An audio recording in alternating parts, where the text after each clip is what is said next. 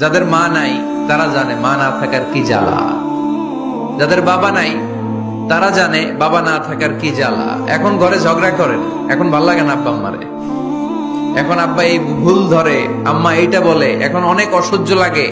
তো যেদিন চলে যাবে ওই দিন বুঝতে পারবেন মাথার উপর থেকে ছাতাটা নাই হয়ে গেছে, বটবৃক্ষটা চলে গিয়েছে, আর উপদেশ দেওয়ার মতো কেউ নাই, কাছে আগলে রাখার মতো কেউ নাই।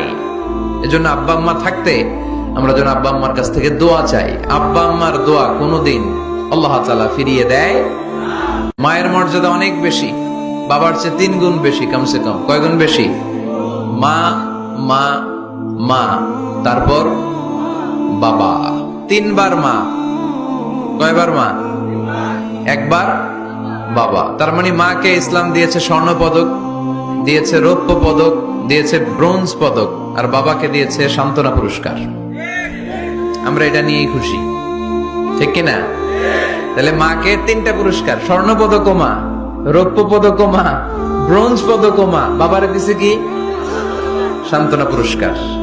এজন্য মায়ের মর্যাদা বেশি। লাউ কাতা'তা জিলদাক, চামড়া কেটে যদি মায়ের পায়ের জুতা বানিয়ে দাও। ছোটবেলা যে মায়ের বুকের দুধ খেয়েছো, আল্লাহর হাবিব বললেন 1 ঢোক দুধের শোধ আদায় হবে না, ঠিক কিনা?